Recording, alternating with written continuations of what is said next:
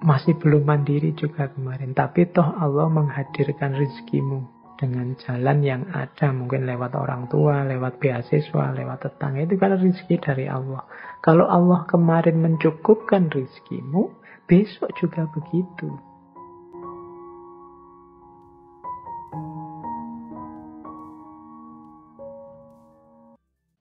Assalamualaikum warahmatullahi wabarakatuh. Menghindarkan telinga dari hal-hal yang tidak baik merupakan suatu keharusan sebagaimana seseorang mensucikan tutur katanya dari ungkapan buruk. Ini zaman Imam Syafi'i, belum ada medsos, belum ada gadget, belum ada internet. Kalau hari ini informasi itu tidak hanya datang lewat telinga, tapi juga lewat mata. Jadi menjaga mata dari membaca hal-hal yang tidak baik, ini kalau mau dilengkapi. Menghindarkan telinga dari mendengar hal-hal yang tidak baik, ini keharusan. Kenapa? Membaca, mendengar itu sama dengan memasukkan sesuatu ke dalam diri kita. Ini kalau kita tidak hati-hati, kalau kita memasukkan juga yang rusak-rusak, sama artinya dengan merusak diri kita, merusak pikiran kita. Maka mari kita hati-hati, lebih baik menghindar. Misalnya punya grup WhatsApp yang isinya begitu-begitu, terus yang tidak baik, ya sudahlah. Kalau ada tiba-tiba grup WhatsApp-nya penuh yang isinya begitu-begitu, ya dibersihkan saja, clear all. Mungkin bila perlu, tidak perlu dilihat-lihat. Kalau bisa keluar, ya syukur. Kalau tidak bisa keluar, mungkin sungkan, mungkin tidak enak, ya sudah diam saja. Tiap kali penuh dibersihkan. Menghindari mata kita melihat hal-hal yang tidak baik atau telinga kita mendengar hal-hal yang tidak baik. Mulut kita kan juga harus dijaga, tidak ngomong yang jelek-jelek. Telinga kita berarti harus dijaga, tidak mendengar yang jelek-jelek. Mata juga harus dijaga, tidak melihat yang jelek-jelek. Ini kunci, salah satu cara agar jiwa kita tidak gelap. Jiwa kita tetap terang, tetap bisa menampung cahaya yang namanya ilmu. Mendengar yang tidak baik itu salah satu maksiatnya mata. Maksiatnya telinga. Melihat yang tidak baik ini maksiatnya mata. Padahal maksiat itu salah satu yang menghalangi kita dari ilmu, dari cahaya dari Allah. Biasanya yang tidak baik itu muncul dari orang-orang bodoh, dalam tanda petik tadi ya, dengan definisi bodoh yang saya jelaskan tadi. Jadi ini beberapa tips dari Imam Syafi'i menghadapi orang bodoh. Jadi yang pertama, lihatlah apa memang efektif kalau kita menasehati dia, apa dia mau. Kalau tidak, cari strategi yang lain, biar tidak menghinakan ilmu. Kemudian ada kalanya memang kita memilih diam saja.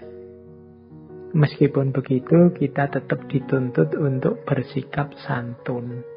Karena memang orang bodoh ini adalah orang-orang yang tidak tahu landasannya ilmu. Ini yang agak menyulitkan. Kalau orang pinter sama orang pinter ya biasanya lebih mudah.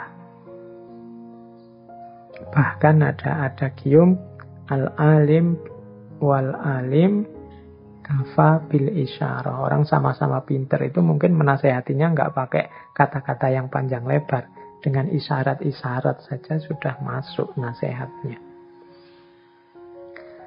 Oke, baik. Kita lanjutkan lagi. Hikmah-hikmah dari Imam Syafi'i.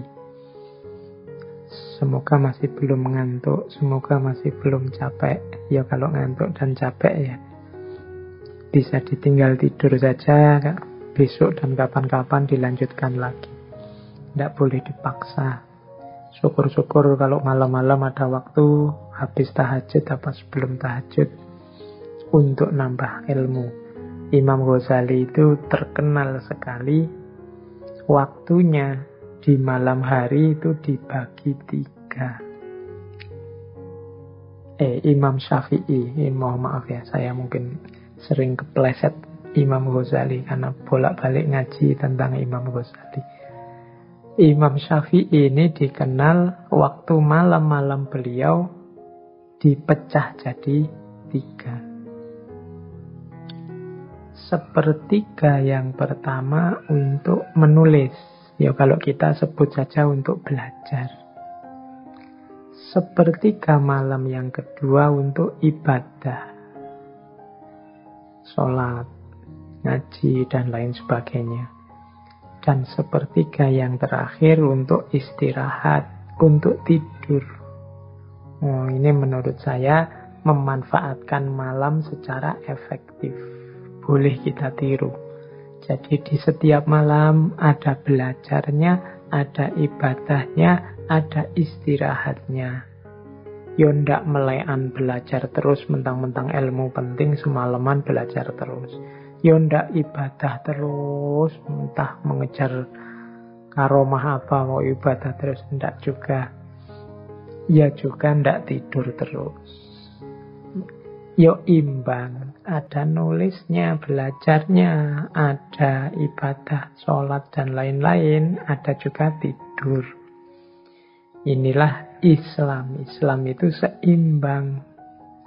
Jadi Islam itu tawazun, dunia ya, akhirat ya. Oke, kita lanjutkan. Pendapatnya Imam Syafi'i selanjutnya. Kalau tadi hubungan dengan manusia, sekarang hubungan dengan Allah. Kata Imam Syafi'i, engkau tak akan mampu menyenangkan semua orang. Karena itu cukup bagimu memperbaiki hubunganmu dengan Allah. Dan jangan terlalu peduli dengan penilaian manusia. Di antara yang sering menghalangi kita, yang sering menghambat kita saat melakukan yang baik dan yang benar adalah penilaian manusia.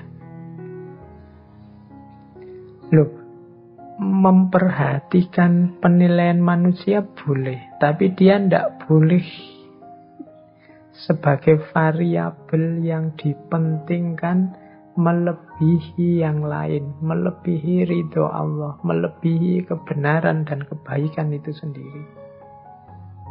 Kalau dalam bahasa nilai, pandangan manusia ini posisikan di level tersier. Kalau bahasa usul fikih mungkin ini levelnya tahsiniyat. Ada, ndak apa-apa, ndak ada juga ndak masalah, jangan tergantung itu. Mungkin makomnya hanya makom kepantasan saja. Kalau kita melakukan yang baik dan yang benar, kok dipuji orang, kok orang menilainya juga baik, alhamdulillah. Tapi seandainya ndak dipuji sekalipun, bahkan dibenci, diiri orang, ya biar saja. Yang kita fokusi satu-satunya adalah ridhonya Allah, hubungan kita dengan Allah. Katanya Imam Syafi'i, engkau tidak akan mampu menyenangkan semua orang.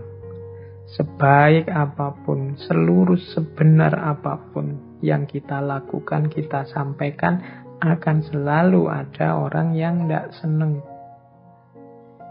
Siapa yang punya channelnya YouTube, kalian merasa ini loh yang saya sampaikan ini baik loh. Kok masih ada yang jempol ke bawah ya? Kok masih ada yang tidak suka ya? Loh ya itu manusia memang. Tidak mungkin orang sepakat semua, senang semua. Ya seleranya beda-beda. Jadi ya termasuk ngaji ini kan ya Ada yang suka, ada yang tidak suka, yaitu manusia. Isinya mungkin ada yang menganggap penting, ada yang menganggap alah kayak gitu aja. Itulah manusia. Alhamdulillah kalau dapat bonus penilaian manusia yang baik. Tapi kalau tidak masalah. Yang harus kita permasalahkan adalah hubungan kita dengan Allah. Apakah Allah ridho dengan yang saya lakukan ini? Kira-kira Allah berkenan tidak kalau saya ngaji seperti ini? Itu yang pertama-tama itu. Jadi kita bangun hubungan kita dengan Allah pertama-tama dengan cara jangan memposisikan penilaian manusia sebagai yang nomor satu. Terus jadikan akhirat di hatimu, dunia di tanganmu, dan kematian di pelupuk matamu. Oh, ini orientasi hidup yang menurut saya ideal. Hati kita isinya akhirat. Akhirat itu hati itu kan sesuatu yang vital. Disitulah orientasi hidup kita bermula. Ala inna fil jasadi mudghah, itu kan kemarin kita kaji. Itu dalam tubuh itu ada satu gumpal daging yang kalau dia baik, baik seluruhnya. Nah itu kan hati. Ini kalau hati ini isinya akhirat, ya berarti orientasinya ke atas, orientasinya vertikal. Pada yang ketuhanan, yang ilahi. Karena di sanalah letaknya hidup yang sejati. Maka sarannya Imam Syafi'i, akhirat letakkan di hatimu. Yang kedua apa? Dunia letakkan di tanganmu. Ya kita butuh hal-hal duniawi untuk menjalani hidup di dunia ini. Harta dan lain sebagainya cukup letakkan di tangan. Jangan taruh di hati. Diletakkan di tangan itu ya kalau hilang ya tidak masalah, nyari lagi. Kalau dicari, kalau diletakkan di hati hilang, itu patah hati kita. Stres, depresi kita. Itu kalau diletakkan di hati. Maka dunia letakkanlah di tangan saja. Untuk mendukung usaha kita meletakkan akhirat di hati dan dunia di tangan, kematian taruh di pelupuk mata kita. Oh, ini kafa bil mauti wa idzon. Cukup kematian sebagai nasihat. Kalau pelupuk mata kita senantiasa membayangkan kematian, bahwa kita ini di dunia ini waktu kita terbatas, maka insya Allah hidup kita tertib, teratur, sadar tentang yang sejati, sadar tentang kehadiran Allah dalam hidup ini. Jadi letakkan kematian di pelupuk mata. Ini nama lain dari ingat-ingat selalu akhir hidup kita tidak lama lagi. Ingat-ingat selalu bahwa semua orang, tidak hanya yang tua, yang muda juga, yang kecil juga, kalau sudah saatnya akan bertemu dengan kematian. Ini akan membuat hidup kita lebih tertib, lebih serius, mendekat kepada Allah, dan lebih fokus pada hidup akhirat daripada hidup dunia. Ini nasihat yang kedua tentang hubungan dengan Allah. Terus jangan mencintai orang yang tidak mencintai Allah. Kalau dia berani meninggalkan Allah, apalagi meninggalkan engkau. Wah, ini kalimatnya agak romantis. Jangan mencintai orang yang tidak mencintai Allah. Kalau dia berani meninggalkan Allah, apalagi meninggalkan kamu. Carilah teman yang membantu kita semakin dekat dengan Allah. Kita ajarkan anak, istri, suami, keluarga untuk mau bersama-sama kita mendekat kepada Allah. Kita jadikan harta kita kendaraan untuk mendekat kepada Allah. Kita jadikan apapun fasilitas yang diberikan oleh Allah dalam hidup ini sebagai sarana untuk lebih dekat dengan Allah. Caranya seperti itu. Jangan dekat, jangan akrab dengan orang yang tidak peduli tentang Allah, apalagi berani melawan, berani meninggalkan Allah. Kalau Allah saja berani dia lawan, berani dia tinggalkan, apalagi kamu, apalagi engkau. Nah, ini putri-putri yang mau menikah, cowok-cowok yang sudah punya pasangan, coba dicek pasanganmu orang yang berani meninggalkan Allah atau tidak. Kalau dia berani, ya dinasehati biar tidak berani. Diberi wawasan-wawasan tentang Allah dalam hidupnya, tentang kehadirannya dalam hidupnya, tentang kekuasaannya dalam hidupnya, sehingga dia tidak berani lagi meninggalkan Allah. Tapi kalau dia masih saja berani meninggalkan Allah, cari jalan biar dia tidak berani. Karena Allah saja setelah dia tahu bagaimana posisi, bagaimana peran, bagaimana kekuasaannya, setelah dia tahu ini kok masih meninggalkan, masih melawan, harus kalian hati-hati, apalagi hanya meninggalkan kalian, apalagi hanya mengecewakan kalian. Jadi jangan mencintai orang yang tidak mencintai Allah. Kalau dia berani meninggalkan Allah, apalagi meninggalkan kamu. Terus ini, jika semua orang menjauh ketika engkau mendapat kesulitan, maka ketahuilah Allah ingin membuatmu kuat dan Ia akan menjadi penolongmu. Kesulitan apapun yang kita hadapi, kalau menurut nasihatnya Imam Syafi'i ini, mari kita baca sebagai keinginan Allah untuk membuat kita kuat. Hari ini masih dalam situasi pandemi. Mari kita baca pandemi ini keinginan Allah membuat kita lebih kuat. Kita disuruh lebih kuat menjaga imunitas tubuh. Kita disuruh lebih kuat dalam menjaga kebersihan. Kita disuruh lebih kuat dalam menahan diri tidak banyak keluar rumah. Jadi apapun ujian, apapun kesulitan itu sebenarnya Allah ingin membuat kita lulus jadi orang yang lebih kuat karena berhasil menaklukkan kesulitan itu.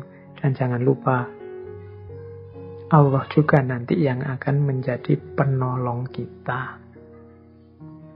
Oke, jadi ini hubungan yang harus kita bangun dengan baik dengan Allah. Musibah yang membuatmu mendekat kepada Allah itu lebih baik daripada kenikmatan yang membuatmu jauh darinya. Nah, ini wasiat dari Imam Syafi'i, berarti buahnya musibah termasuk pandemi yang sekarang kita alami antara lain harusnya semakin dekatnya kita kepada Allah. Ayo mari kita muhasabah. Kalau ada waktu coba kita introspeksi diri dulu sebelum datangnya pandemi, ya bulan-bulan Maret lah ya. Itu sedekat apa kita dengan Allah? Sekarang sedekat apa kita dengan Allah? Sudah sekitar 8 bulanan lebih. Sedekat apa kita dengan Allah? Harusnya musibah ini membuat kita semakin ingat Allah, semakin dekat kepada Allah. Ya kalau tidak, segera kita mulai semakin mendekat kepada Allah.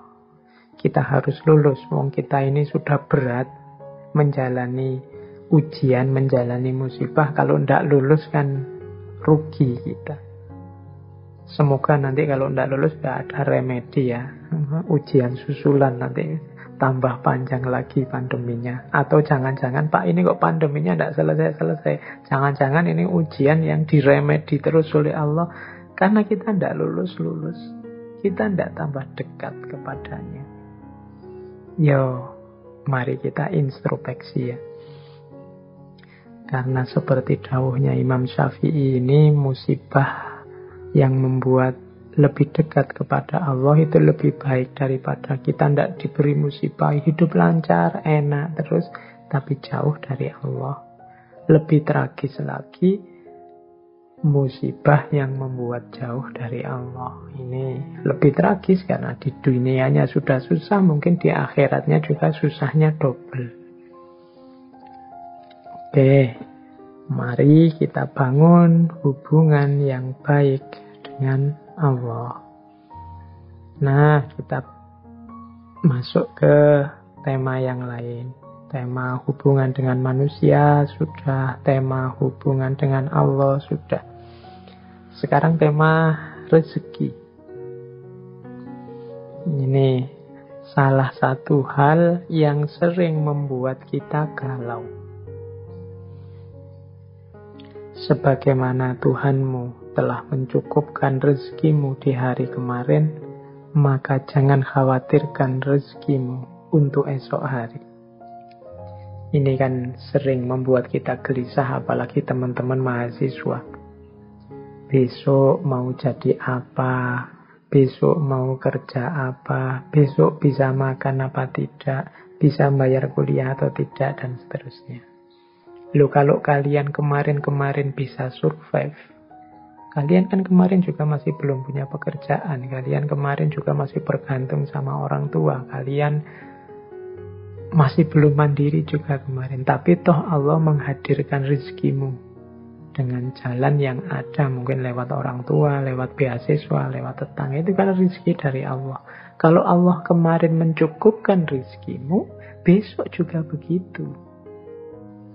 Maka tidak perlu khawatir, tidak perlu nabrak-nabrak aturan, tidak perlu menerjang yang salah, yang keliru hanya demi rezeki.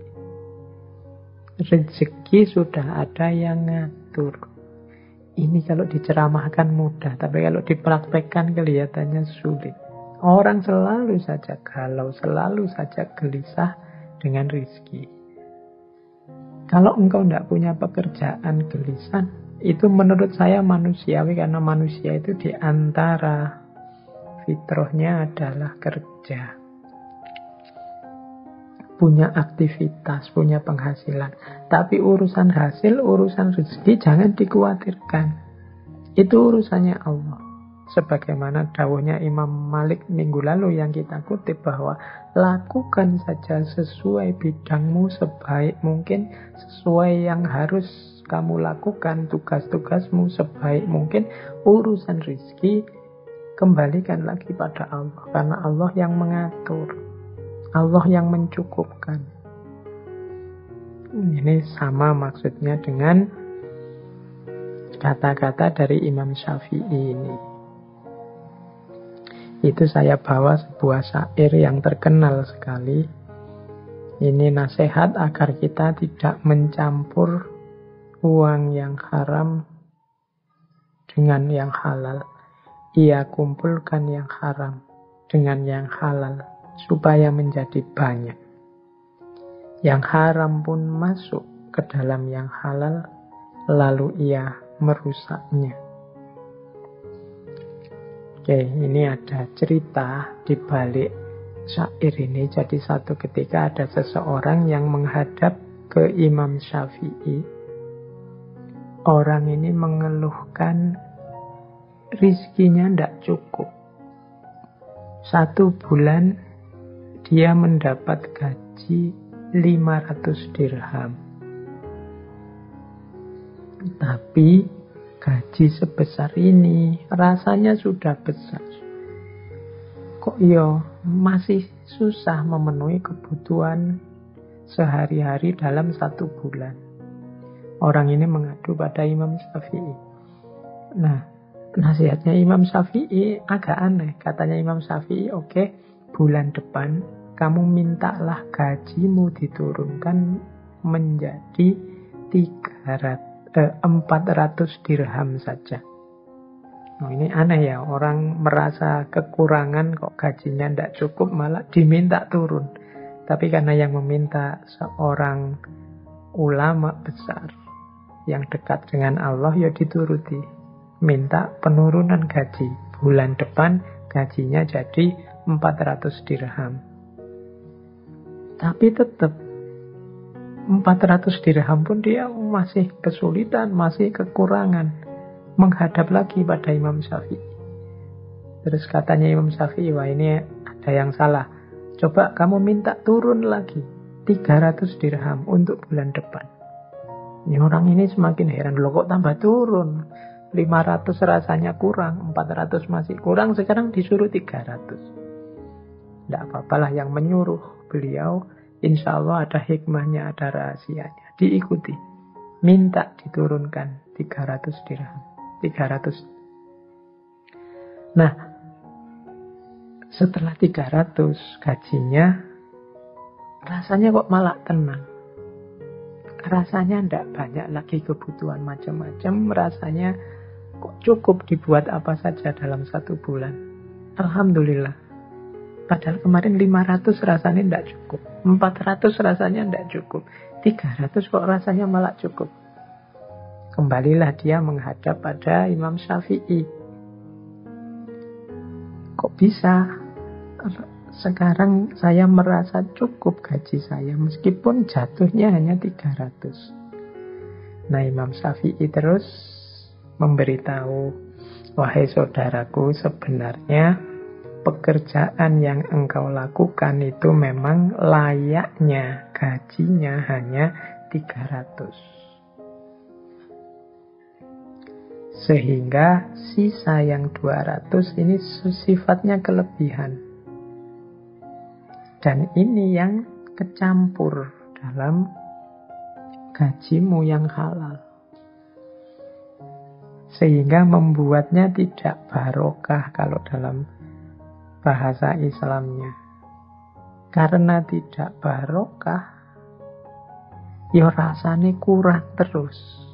Rasanya ada saja kebutuhan-kebutuhan baru yang sehingga 500 ini tidak cukup. Tapi ketika engkau mengambil hakmu pas sesuai jatahmu, yaitu 300, sekarang hartamu sudah bersih, isinya halal semua, dan disitulah letaknya barokah. Nah, ini urusan rezeki, berarti kita harus hati-hati. Yang halal dan yang haram ketika dia ngumpul, yang haram akan merusak yang halal. Ketika yang halal dirusak dengan hadirnya yang haram, harta kita jadi tidak barokah. Dan tidak ada hubungannya dengan jumlah, dengan kuantitas. Karena harta itu kan kuncinya pada rasa cukup yang ada dalam diri kita.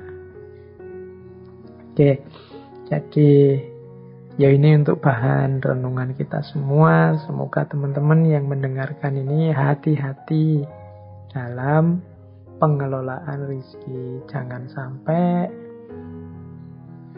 harta yang kita pegang tidak barokah atau kecampur-campur sehingga tidak barokah. Baik, teman-teman, masih ada beberapa quotes, beberapa nasihat berharga dari Imam Syafi'i. Beliau ini sebenarnya sangat banyak kitabnya, sangat banyak nasihat wasiat yang berharga. Ya, cuma sayangnya kita tidak mungkin mengangkat semuanya malam hari ini. Sering saya bilang, ya ngaji ini hanya mancing saja. Semoga teman-teman tertarik untuk memperdalam lebih jauh. Oke, kita ambil beberapa ya. Katanya Imam Syafi'i, amal yang paling berat itu ada 3. yaitu murah hati saat miskin, bersikap warok saat sendiri, dan mengucapkan kebenaran di hadapan orang yang ditakuti.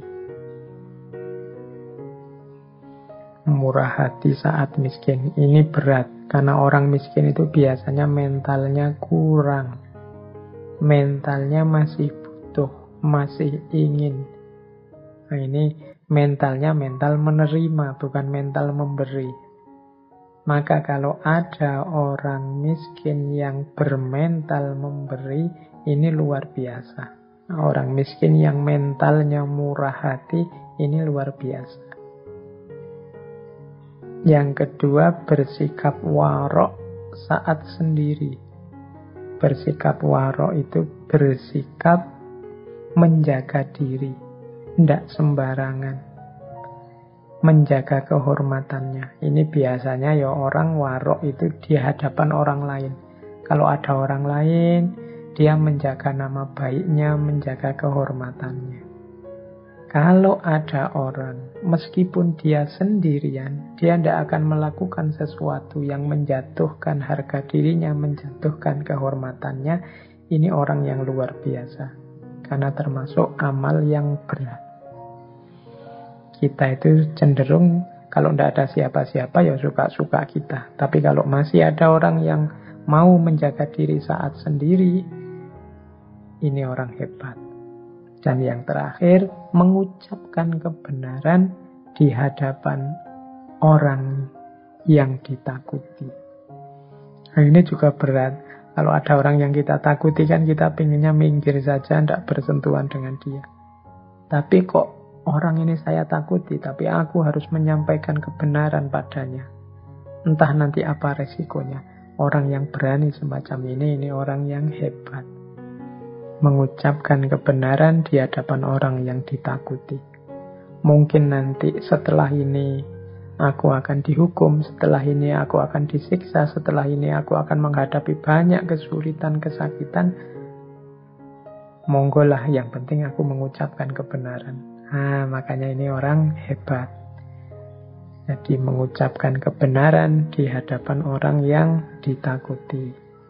Ya monggo teman-teman latihan. Siapa tahu kita bisa masuk kualifikasi orang-orang hebat ini. Meskipun miskin, tidak punya apa-apa, tetap murah hati. Meskipun sendirian, tetap menjaga kehormatan. Meskipun di hadapan yang ditakuti, tetap menyampaikan kebenaran. Nah, ada lagi quote. Yang terakhir ya ini. Tidak ada yang dapat menggaruk kulitmu selain kukumu sendiri. Maka kerjakanlah urusanmu sendiri. Ya, yang saya sampaikan di atas dari awal sampai akhir ini tadi kan ideal-ideal. Mungkin beberapa di antaranya bisa menjadi solusi masalah-masalah kita hari ini. Tapi ideal ya akan hanya menjadi ideal kalau kita tidak menjalankannya. Problem kita tetap akan jadi problem kalau kita tidak mencoba menyelesaikannya. Ya kita sendiri, wong problem kita.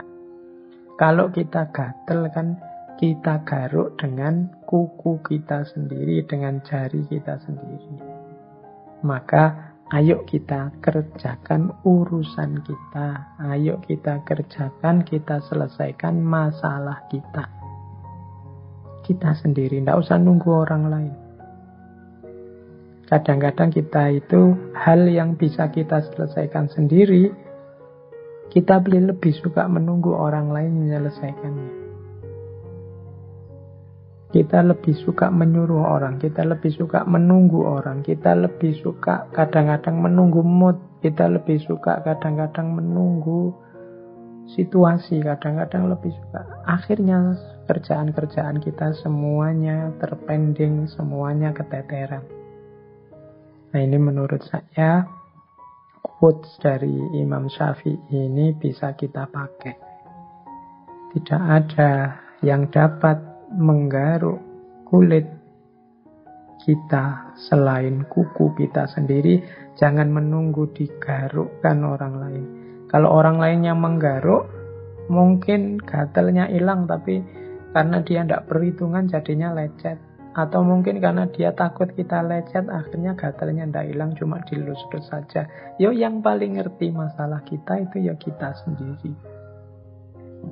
Jadi tidak ada yang dapat menggaruk kulitmu selain kukumu sendiri. Nah, yang terakhir untuk penutup, ini ada kalimat.